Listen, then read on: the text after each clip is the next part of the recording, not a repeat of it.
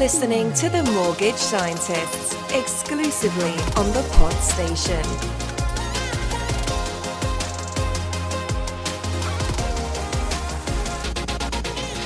Hi, I'm Dave Forrest. I'm Chris Hume. Together, we are the Mortgage Scientists. Chris, Dave. episode 1. It is indeed. It's a long time coming, hasn't it? We've had this idea for a while. It has. It kind of started just sitting down, chatting over a coffee, the knowledge and experience that we've got. Yeah. I thought people might want to know a little bit more about the real world that we live in. Yeah, and probably not just mortgages, although we're mortgage brokers, or for anyone out there who doesn't know what that is, mortgage advisors, mortgage brokers, mortgage intermediaries. I suppose you'll get gist of that as we go along. How many years experience have you got, Chris, in the industry? Knocking on 30 years now. Yeah. It's a long time since I last had an interview. Been in my own business for the best part of 28 years. Yeah. What about yourself, Dave? 30 years, I think 32 now. I was thinking about that yesterday. 32 different sort of roles and stuff. We've got a good bit of experience there. We're getting old. You can't say that, mate. No, it's about time we impart some knowledge out there and give people some ideas. Absolutely. I think a lot of it is that with the breadth of social media and the internet, there are so many commentators from an unqualified and unregulated background giving advice to people on public forums that we read it and we see it and we think, oh my word, I can't believe that somebody would suggest that, because it's so personal. And I think this is a scientific way of looking at the real world that we live in as mortgage brokers and imparting that knowledge to people out there that want to understand a bit more about the background to what we do. Yeah, and I think that's where the idea came from, the scientist, because I do believe we are scientists in our own field. I think every day you're designing things, aren't you? Nothing stays still, as it doesn't in science. You know, there's always new discoveries. And I think in our world, when we're sat down with someone or giving someone some advice, we're designing an individual bit of kit to do what they want to do. And I think that's where the scientists come from. Every time. I think the world that we're in is that unlike scientists, where metal always reacts in the same way and gases all react in the same way, our metals and gases are changing on a daily basis with lender changes, criteria changes, regulatory changes, economic changes. We have to react very quickly to that and understand how 70, maybe 80 lenders view individual circumstances. It's a very, very niche thing that we do. Yeah. And I think a lot of what we do in the background is largely misunderstood because sometimes we make it look very easy. Yeah, that's it. To put us on that pedestal as scientists, I think that needs to be done. Without us, a lot of time, things don't happen. Come on to different things, but going direct to your lender, where if you come to someone like us, we're going to look at your information, use it, like in a lab, we'll come up with some concoction of something that then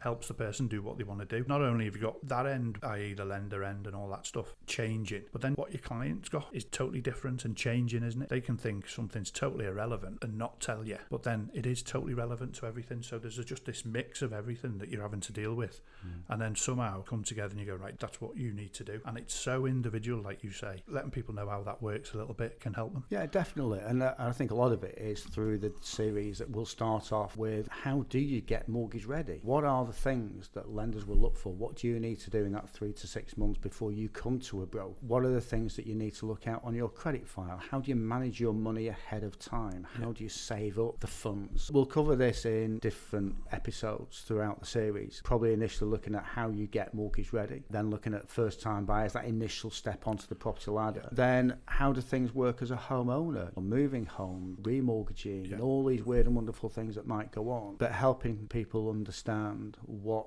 the different elements are and how they can help themselves largely, as well as the broker helping them. Obviously, we've been around a good long time, got lots of clients we're looking after every day. I think probably when people think about us and we're mortgage brokers, you're just helping people get in a house. That's the end of it. We've both got clients that had a mortgage for as long as we've been around. We've both got clients now who are coming to the end of their mortgage journey, and then I was thinking, what am I going to do later in life? It's not just your first time buyers. What do we do when we get halfway into the mortgage? What do we do when the kids have grown up? How do we help the kids out? So much far reaching. And I think again, when you talk about a mortgage broker, you've got that little word mortgage. There's other things involved in it. It's not just that word mortgage. There's commercial mortgages, loans, and then also the protection side of things, and then business. You do a lot of business stuff, don't you? Yeah, absolutely. And I think a lot of it is that we're almost financial counsellors as well, because we do meet people not just in the best of financial health, but also the worst of financial health. help. This is an industry that maybe hasn't covered itself in a huge amount of glory in helping people that really need it. But that table's turning. There's a lot more help for people that need it, and people that want that help and support, it is out there for you. You're right, people, I think, largely maybe underestimate the role of a broker. I think largely the view is that brokers are there to find the best rate on the market, which is maybe only a very small percentage of the role that we perform. A lot of it is actually getting it from A to B to a client, receiving the key and moving in the house and opening a bottle of bubbly on the first day. Much more to it than that. I mean, I always thought the analogy of your car, I know you're into your cars, we'll Love probably cars. cover a bit of that as well. I don't think we just want to do all the mortgage stuff. We want to come up with some other subjects. Nowadays, if your car goes, you lift the bonnet, unless there's someone like you, you're not going to start messing around with that thing, are you? It's down the garage and give it to the person who can look after it and give you some advice. And it's the same thing, isn't it? It is. When clients are in their daily role, their career, they're getting paid for the work that they do. Why should they detract themselves from the work that they do, then have to do something that they maybe only do less than a handful of times in their whole lifetime? Between me and you, we probably arrange 30 mortgages a month. Yeah, on average or something and like we've that. been doing that for 30 years. Our mortgage experience isn't just about finding a rate with a lender. It's about understanding the circumstances in which lender will fit, but also getting it from A to B. Yeah. There's so many things that can be an issue with surveys, legals, lenders, pay slips, income, outgoings, a whole range of things that are very much in the background that are not seen. But through this series of podcasts, we'll bring those background things to the foreground and help clients understand what the things are that lenders will look at and the various things that might cause a pitfall in the future. You talk about one thing there, which we can dive into this stuff, but income alone. Nowadays, people earn the money in so many different ways, don't they? Back in the day, you're either employed or self-employed. Now you throw contractors in there, day rate contractors, daily paid, hourly rate, 0 hours, short contracts, long contracts, you name it, it's out there. We've normally got a lender that will do that, but you try and go and do it yourself out on the high street. Well, you can't do it on the high street anymore because the banks are all closed, so go on the telephone and just try and find that lender that will do that, where we've got the knowledge, we can do that. We pretty much know where we're going to go, don't we, once we get a set of circumstances? We do, and I think the fact that we have the contacts directly in lenders, we can ring a business development manager on the mobile and talk through a set of circumstances before an application even goes near a lender. That gives us a massive research capability that clients out there trying to ring a lender directly simply do not have access to. That in itself is worth its weight in gold. Even Martin Lewis has said, get yourself a mortgage broker. They are worth their weight in gold. And I think that is what we want to bring to light here in this series, to let people know what we can do and how we can help them and how they can get in touch with us for help. There's also underwriters as well, lenders who we can have access to, who you might just have that unusual one that doesn't really fit anywhere, but because of its own individual circumstances, you can put a case forward and you'll get someone a mortgage where, I'm sure you have, I've heard loads of other times, I don't think I can get a mortgage. That probably sort of like burns a little fire in you, going, oh really? Let's have a look at it then and see how we can do that. And it's almost like helping those people. They're the best ones, aren't we? Don't like being told no, do we, Dave? No, we don't. It's not all head we like. You'll keep going till it's got to be a really strong no, and you've had it a few times before you give up. I don't know about you, but thinking back even over the years, there's not many where you've given up on, where you've gone, I just can't do that. And you sort of have that view, if I can't do it, I don't think there's anyone out there who can do it. I think you're right. If we can't do it, it can't be done. It can't be done. We know a lot of other brokers and stuff, and they're sort of the same, aren't they? We're just going to go to a commercial break. We'll be back after this short message.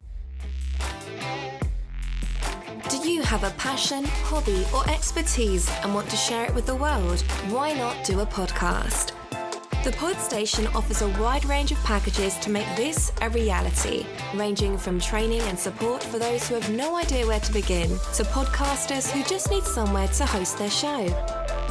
With prices starting at a mere £15 per month, you can now get involved in one of the fastest growing entertainment forms in the world without all the headaches. To find out more, visit thepodstation.co.uk/station-packages. And remember, those with passion, podcast.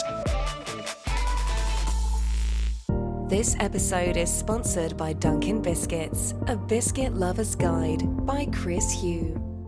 also, I think what I'd like to get out there as well as part of this is it's not just your job, is it? It's the caring for people, because you are going to see these people over 30 years maybe, get a mortgage, move house 2 or 3 times, have kids and all that. And I think that probably goes unnoticed out there. People don't see that that's what we do care about as well. Your house is probably one of the 3-4 most important things. It's the roof over your head. The ethos and the care for the client in this industry is absolutely phenomenal. I would suggest that this industry has the highest customer outcome quality of any industry, and it's something that we strive for and keep ahead of continuously, because we want to do the right thing for clients. We want the right outcome. At the end of the day, it's a massive commitment that we're involved in, and we take that very personally to get it right every time that we help a client. I think it's not always a scene out there that this amount of money you're going to spend is the biggest amount of money you're ever going to spend. A car's never going to cost this much or anything, is it? Oh, I don't know. Yeah, I know. Yes, for most people, this is the biggest purchase they'll ever make. They need to be in the right hands, don't they? It is. It's not necessarily just looking at that one instance in an isolation. We're also a little bit like a snooker player. We're thinking 3 shots ahead. We're not just looking at this mortgage now. We're building up the next 25, 30 years, almost with mini mortgages that suit a client's circumstances at that time. You might have a young couple buying together, first place. A couple of years down the line, they might want to move on. They've now got firstborn, pet, want a garden. We help them with that one. So then that might be a different set of circumstances, a different mortgage structure. Moving on from there, help it as children move on and get older, and parents want to move into catchment areas for schools. And it's planning those mortgage structures and strategies, not just around a mortgage rate and a product and a lender. You start to think ahead before they do, really, don't you? Totally. Because you can imagine if someone said, well, we don't know, to be in this house for a couple of years, then we want to move on, and you don't do the right thing now, that could restrict them. You've told them to do something that restricts them in the future. I saw something the other day about mortgage myths, and it went back to 2008 in the financial crash, and you talked about people being protected and looked after. I think probably since then, that's when the world changed quite a lot, wasn't it? It was. I think the whole industry, the whole world learned some very big lessons from the credit crunch. Since then, obviously the Bank of England rate dropped from 5.75 to 0.5% in 2009, and we've had generations of first-time buyers since then that have known nothing but a Bank of England rate at 0.5% and mortgage rates comfortably in the 1 to 2 to 3%.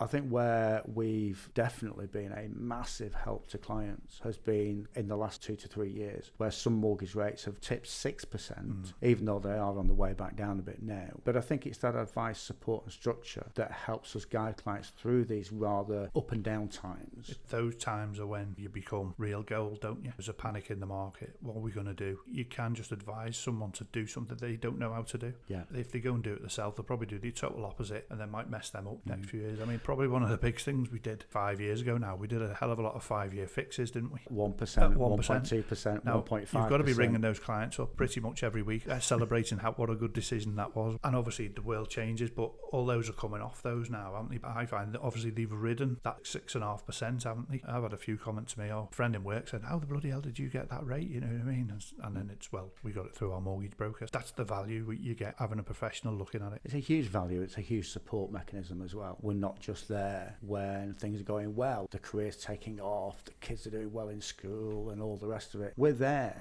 when it turns sour, when it does fall apart, when income stops, when ill health gets in the way. We're the door that is knocked on when a client says, Chris, can you help me? Because I've just been diagnosed with a condition, I'm out of work, I've not got anything, what am I going to do with the mortgage? But the fact that me and you don't just talk about mortgages, we talk about helping clients put these structures in place that will help them pay the mortgage off in full if these things happen to them. If health gets in the way, we want to make sure that they've had every opportunity to put something in place that dovetails with their employer's provision and make sure that they're never going to be in a position where they can't pay that mortgage, that biggest expense that they have on a monthly basis. Yeah. Again, been around a long time. There's loads of instances where we've actually done that. You can think of those clients that you helped out in those positions. It's not just saying, oh, this could happen. We've actually had it happen, haven't we? A good few times. We have, also personally.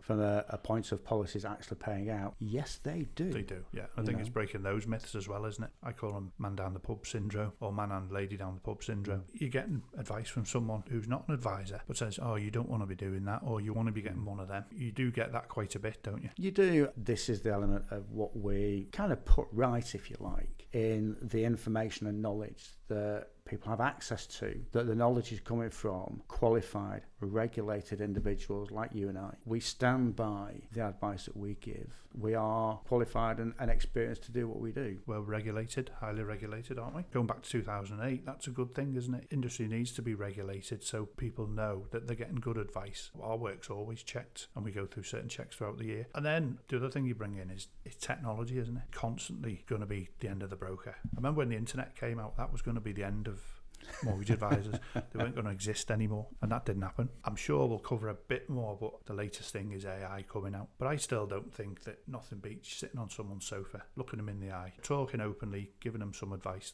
That's not going to change, surely. I think it will change in a way, and I think we need to embrace the technology and we need to embed it within what we do. But I still get the feeling that even where clients may look towards the internet, AI, other sources of technology for those initial ideas and thoughts, they will still look to a professional to rubber stamp and structure the end result of what they want to do. Because AI is not going to have a discussion with a mortgage underwriter to argue a client's case about how they structure their income. Yeah. From their limited company. AI is not going to challenge a valuation. AI is not going to speed up a solicitor or an estate agent or chase inquiries or run around the project manager stuff. They are simply not going to do that, and AI and technology is nowhere near there yet. Maybe it will be at some point. This is where there is so much more that we do than just saying, there you are, Mr. Lender, there's an application from a client. I'll now sit back and go and grab a coffee and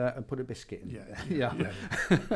So it'll probably make us more efficient. Totally more efficient. With a lot of those back end lenders more efficient, providers more efficient, compliance and all that stuff more efficient, probably. I know we were in a meeting and I said to this about you. Obviously, when we do a mortgage, we have to do a letter, don't we, to a client, telling them what we're doing. People were talking about, well, AI might be able to produce that, and I'm sure it could. And then if compliance have got an AI checking it and making sure it's all right, the AI will say, well, I wrote that, so it's all right. You know, you could sort of see that maybe happening one day. Yeah, and again, I'm completely off our sort of mortgage and finance subject. I was looking at an advert for an AI firm the other day. Obviously, in the teaching environment where students are writing dissertations, doing their homework, that kind of thing, teachers are very much on the lookout for the AI usage by students, because maybe they're not learning as well as they might do if they're using AI. I'm not a teacher, I don't know how it all works, but the thoughts are that maybe they're not learning so well if they're using AI. But this advert was for teachers to produce lesson plans using AI, and I thought, well, this is a bit pot and kettle, isn't it? Again, I think AI and technology very much has a place in a lot of industries, but it's how far it has that place, where it works or doesn't work. And I think for us, we help that technology with our clients. We get better with our technology with clients and help them work forward, so we can save them more time when we're doing our job for them. And I know we've got some changes with our systems that we use, haven't we, coming in, which are probably going to ramp it up technology-wise. Hopefully, it won't take over till we've gone anyway. We've been around long enough. We've got another 30 years yet, Dave. Oh, God. No, thanks. But it's interesting, all that stuff, isn't it? I don't particularly get it too much. Technology, I give my phone to my lads and just let them deal with it. Technology is an interesting thing, isn't it? It's always there. It's always getting better. So we'll see where that goes. A lot of what we want to structure for the listeners, bit by bit, put together individual pieces that help them understand a little bit more about the home ownership process, mortgage process, and what your broker will do for you. Whether it's us or another broker, please go and find a broker. And use some of our experience on particular cases. Mentioning no names, we can discuss particular things that we've come across and done to help other people get what they need. It is vast, isn't it? The amount of information out there just on one subject, mortgages, is vast. Huge. Brilliant. Thank you very much, Dave. Looking forward to the rest of the series. Yeah. See you on the next one. See you on the next one. To find out more, email info@themortgagescientist.co.uk.